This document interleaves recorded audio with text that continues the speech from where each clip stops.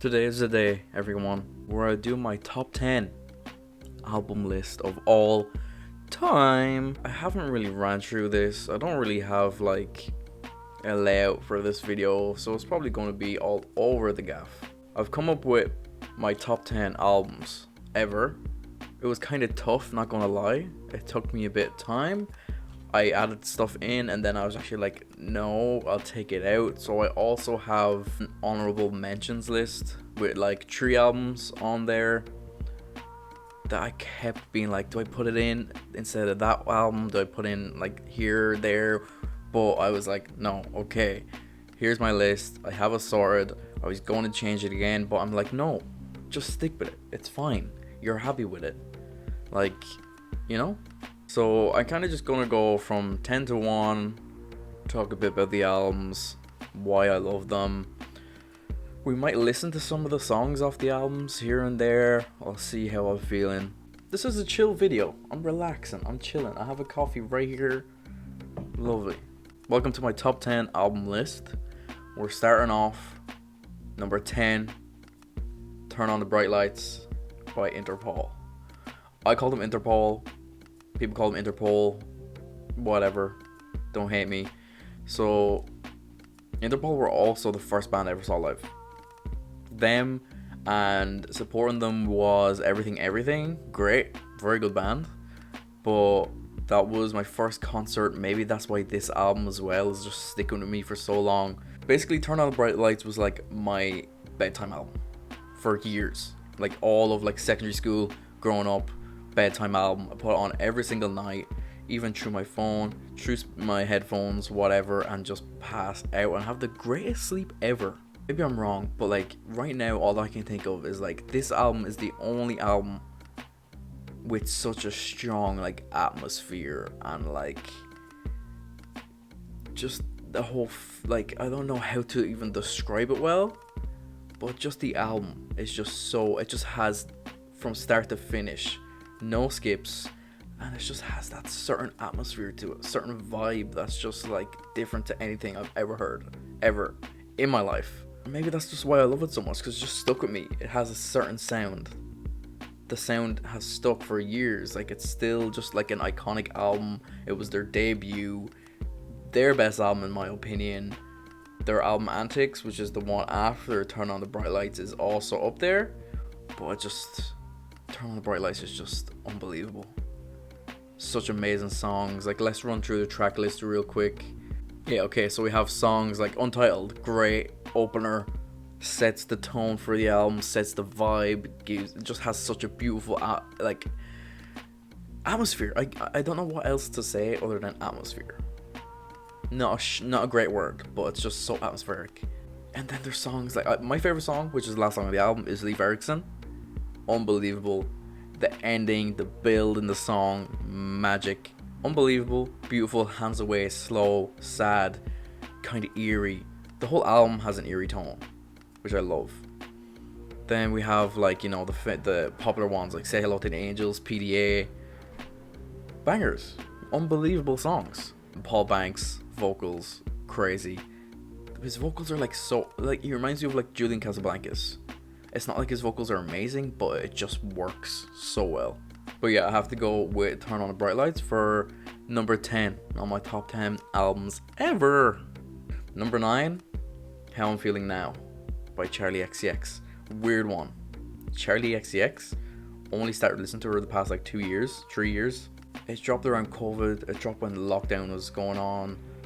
It was just an album that was just, I just had on every day. Every day while I'm chilling. Every day going to work, like whatever, just when I'm out on my headphones, it was just crazy. It was a different sound again. Like I listened to this on repeat during lockdown over and over and over. Anything I done was just that song or that album. It was my first time ever listening to Charli XCX, and straight away I was like, boom, amazing. No album that she's done, like I've listened to 3 or 4, like 3 of her other albums. I listened to Pop 2, I listened to Crash, and they just didn't compare. Crash is still a good album, just not on par with How I'm Feeling Now, because they're just different sounds. I feel like Crash is more poppy in a way, But How I'm Feeling Now is just very experimental, very electronic, very stripped back, but also not.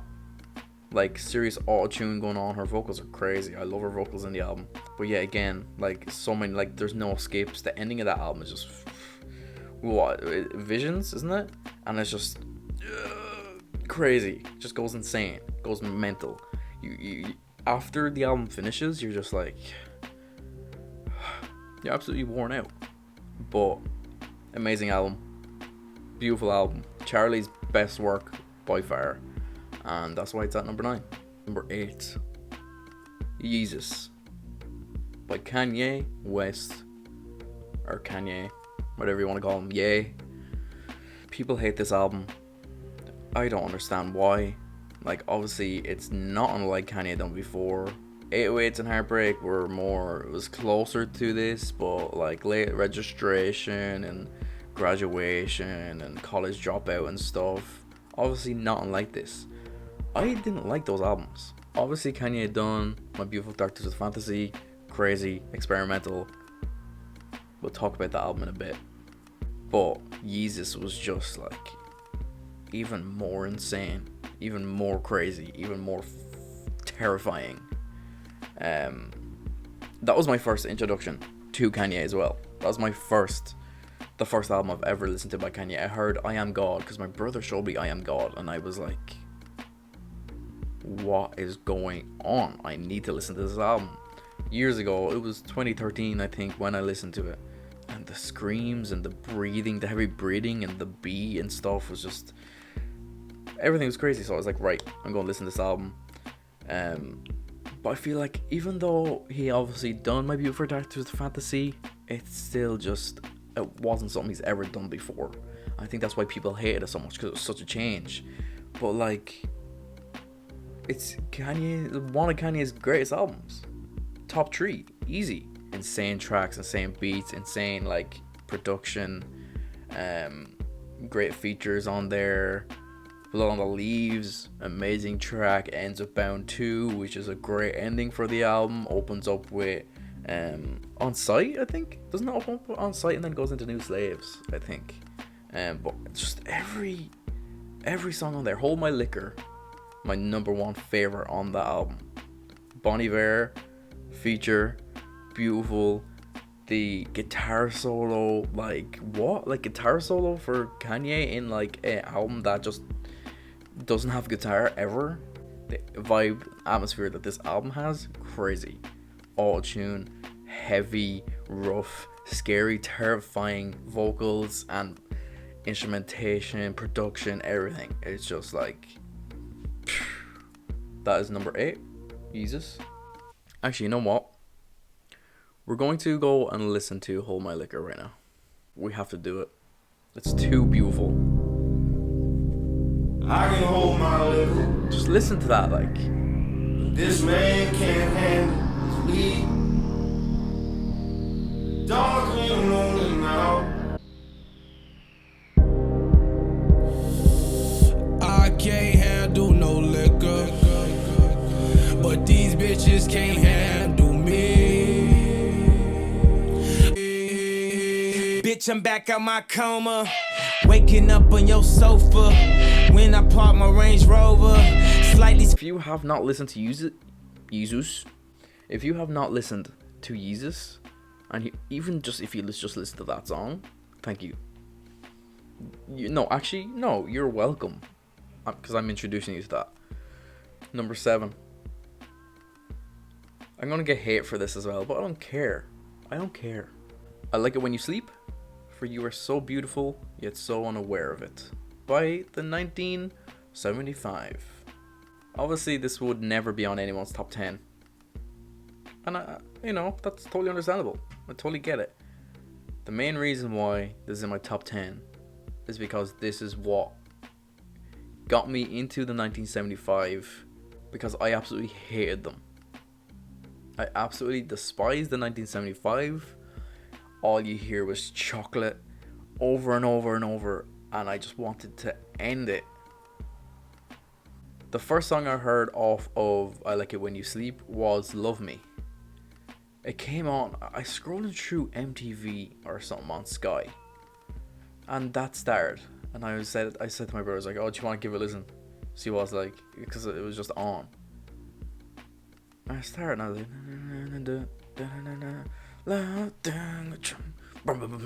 you know, and it was just like, what you wanna do? Oh, and I caught myself like kind of singing to it, and I was like, why am I liking this? I shouldn't.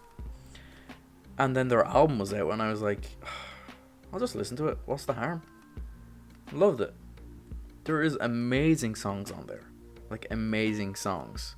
Like obviously Somebody Else, beautiful, but songs like Please Be Naked and Lost My Head that like flow into each other, beautiful. The instrumental, I Like It When You Sleep, is beautiful. It's great. It's so nice. It is very clean and a bit too smooth. Like every song is just like perfect. You know, it can be cringe, but fuck it, it's great.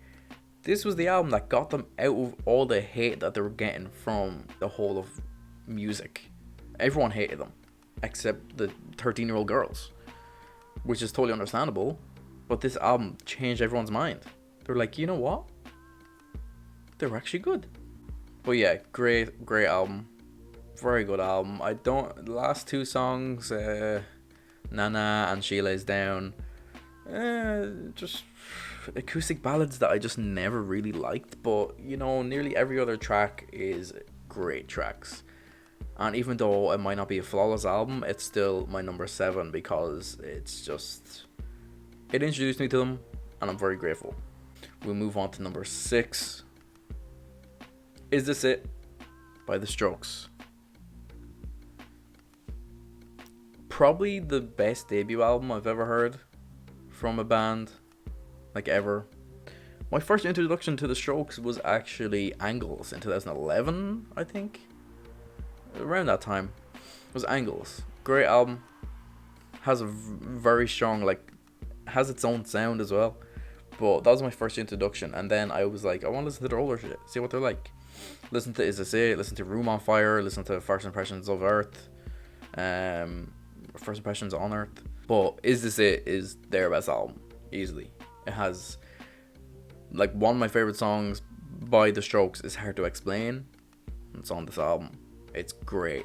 Live, it's amazing. Julian's voice on this album is so rough and like, so rough but so beautiful. Like it just has that raspy, like kind of like off tune scream and just like heavy like rock voice. But like I'm not a big like, you know, rock alternative-y. I'm not a big rock fan. But Is This It is like my favorite rock album. If you see, rock is such a weird genre now. I never know what classifies as rock anymore. But just that album is great.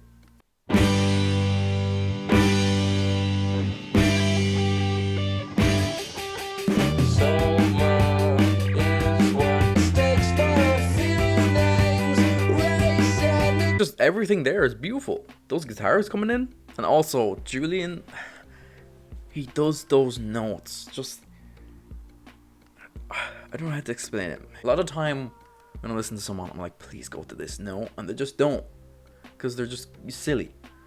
But Julian knows to go to those notes, and he always does it. He always hits them. Great vocalist, great fucking band. We're getting into the top 5.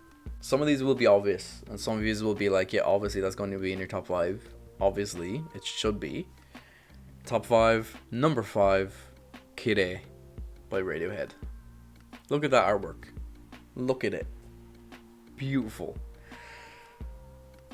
I'm saying a lot of the same things about these albums, but Kid A was also my first introduction to Radiohead. Just as an album, that sound, it was such a new sound for the time.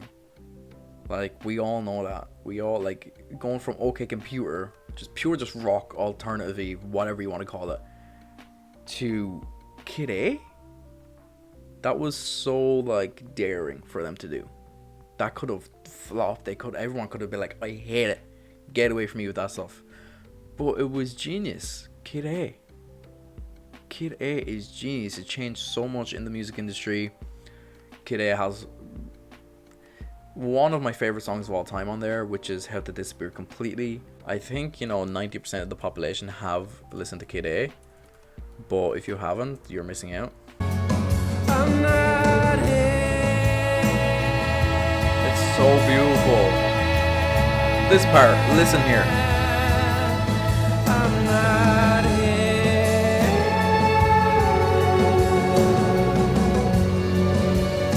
That song, one of the greatest of all time. Radiohead, one of the greatest bands ever. Don't even shit on Radiohead. You can't. You just can't.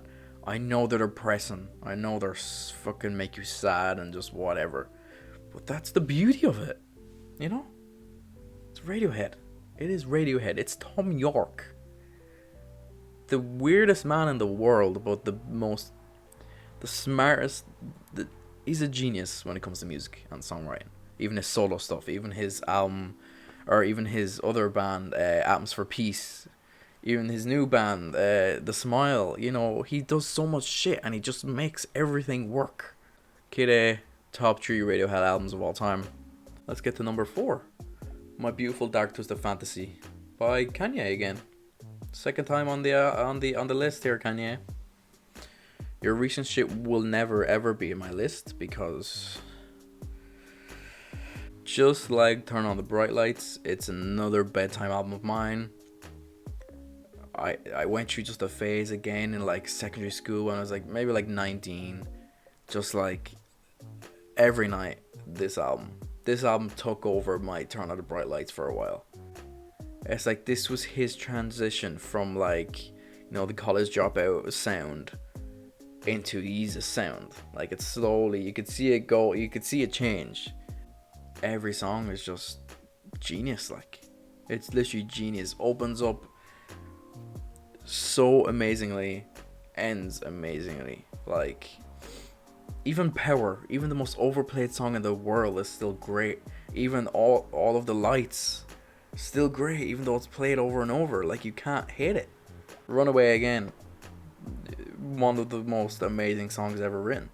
No, I'm not saying much about it. I know I'm kind of like rambling on about the same shit, but just My Beautiful Dark Twisted Fantasy is just such a new sound at the time as well. It changed Kanye. People hate it because he was changing as well, and then he changed again even more into it by doing Yeezus, and people were like, fuck you, Kanye, go back to your shit. Like, even though Kanye's rapping is not the greatest, like it's just not. We all know Kanye isn't the best rapper, but just that album, I don't know what else I can say about it. It's just amazing. It's just fucking amazing. We're into the top 3 now. 3 more albums left. You guys might agree. You guys might have completely different tastes. But number 3 is In Rainbows by Radiohead. Yeah, it is. Radiohead are on here twice. Kanye has been on here twice. In Rainbows to me is their best album, easily. Their basement set that they done for In Rainbows is beautiful. It just shows you how much work and how talented they are. Like on In Rainbows, there's All I Need and there's Weird Fishes. They're like 2 of my favorite songs ever. All I Need made me cry multiple times, still makes me cry if I listen to it. Weird Fishes live as well is insane. On the album, it's insane. They're literally perfect songs. I would not change a single thing about any of them. I wouldn't change a single thing about this album. Even the like deluxe version of this album with like Bangers and Mash and Last Flowers. So sad. Usually if people drop like a deluxe version of an album, it's just shit. Like there's not great songs. But even their deluxe version is great. Every song in Rainbows is beautiful. Opens up so well. 15 Step. Then it goes to like number 2 is like Body Snatchers. Heavy, cool. Number 3 is Nude. Nude is great. Nude is beautiful. Like, and then it ends with the genius videotape. Bloom, bloom, bloom, bloom, bloom.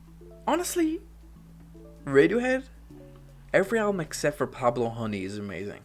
King of Limbs is probably my least favorite of Radiohead, apart from like, Pablo Honey. Yeah, we have Amnesiac, which is great. Pull Pull Revolving Doors, crazy. Pyramid Song, beautiful. So many beautiful songs. A Moonshaped Pool, when it dropped, was amazing. Daydreaming is one of the most beautiful songs ever. That whole album is so like stripped back and like clean and like very textured. Like the only heavyish song is like Burn the Witches, or Burn the Witch, really. Yeah, it is. Like we have songs like Identikit, and then with the in that like part, that like bridge where it just opens up with the choir and stuff, and even like that album is amazing too. Yeah, my number 3 is In Rainbows. My number 2, Blonde by Frank Ocean. It's an album that like around its time when it dropped, it felt like no other album ever. It still kind of feels like no other album has ever like written anything like that. Like it's so like stripped back, it's so like soft sounding, but so full and full of life and full of emotion and full of great genius ideas. We have songs like White Ferrari, we have Nights, we have Pink and White, we have Ivy, we have Nikes, which is a cool opener, Siegfried, which is like, it gets even like, that's where the album gets darker, because Siegfried, Godspeed and Future Are Free. The Facebook story is just a cool interlude that goes into Close to You, which is another little short clip. Self-Control, those harmonies at the end are magic. You will levitate, like you will literally float to the fucking moon. Skyline 2 has that little cool little synthy, piano-y, whatever you want to call it, breakdown that was done by James Blake, I'm pretty sure. Solo, like, it's just great songs after great songs. That cool interlude as well, Be Yourself, the phone call from his ma, the voicemail, cool. An hour long, 10 out of 10 album. I can't fault the album, I just can't. It's better than Channel Orange. People might come at me and be like, no it is not. Yes it is, you're wrong. As an album itself, this would be my number 1. Like as a journey, an album, and just how perfect and just how different it was to anything else at the time, and still is, it would be my number 1. It was very close to being my number 1. You're all going to be like, you are fucked, you're an idiot. Yeah, I know, but it's my taste. My number 1 is A Brief Inquiry into Online Relationships by the 1975. Weird choice. Like I said, if I'm going off just album wise, Blonde would be number 1. The reason I picked A Brief Inquiry is because it's just peak 1975. It's no skips. Even the slow songs are beautiful. This is the album that really cemented themselves in just music in general. It's the album that where people decided, we're going to take this band seriously now. Like, I Like It When You Sleep was like the moment where critics and everyone were like, you know what, they're actually kind of good, you know, they're cool, they're doing some good poppy songs, whatever. Nothing else, didn't really take them seriously still. A Brief Inquiry, okay, amazing songwriting, amazing lyrics, amazing album, a great album. For me, it's a 10 out of 10. For me, I know obviously a lot of people won't be. For me, it is. It focuses on so many topics like racism, the politics, like the government, talks about America, sexuality. It has every topic ever. Like, it has everything you need. Matty's songwriting is great. George helping out with like the production of the album, with like obviously the songwriting as well. He's not just a drummer, he does everything. He does like a lot. There's love songs, there's pop songs, there's like hard hitting songs like Say Love If You Made It, which is one of my favorite songs of all time too. Songs that'll make you cry, songs that'll make you happy, like Sincerity Is Scary and I Like American Likes Me. Like, you know, when I first listened to this album, I was just sitting up, like I was lying in bed and like How to Draw came on, and that beat that comes in, I was like, I sat on my bed and I was like, where am I? What is happening? I like American Mark Likes Me when his like vocals came in and just like the beats and the and the please listen, please. It's my number one. A Brief Inquiry. I don't know what else I can say about it. It's just beautiful. If you don't like the 1975, I'd recommend you to listen to this album first, because it could change your mind. If you haven't listened to this album, it could change your mind on them. If it does, that's okay. But there's some amazing songs, some amazing songwriting. Just listen to it. Give it a try. I have those 3 honorable mentions. Gonna run through them quickly. They were close to being in my top 10. To Pimp a Butterfly by Kendrick. I don't need to say much. It's beautiful. It's amazing. It's Kendrick's best album. Damn. Hate it. Personally, hate it. I'm sorry. Critics loved it. A lot of people didn't fuck with it that much. But To Pimp a Butterfly, genius. My second one is Channel Orange. Even though it doesn't compare to Blonde, it was close to being in my top 10, possibly 10. Because of songs like Pyramid and like Lost and Bad Religion and stuff like that. Like, it's great. It's a great album. It's great songwriting. It's definitely up there in the top albums of all time, easily. My third one is Because of the Times by Kings of Leon. Some people might not know this album. Some people might be like, what? Why? It's just a great album. I don't know how to explain it. It's Kings of Leon's best work. It has Knocked Up. It has like Fearless. It has Trunk. It has Arizona. It has so many amazing songs. It has that tone as well. It has that certain sound that album does. Kings of Leon went from a hashtag heartbreak. Like, what? But that's my top 10 list. I hope you guys enjoyed. Let me know what your top 10 list is in the comments. If there's stuff in there that I haven't listened to, I'll listen to, might react to. Let me know. I hope you guys enjoyed. I'll see you guys in the next reaction.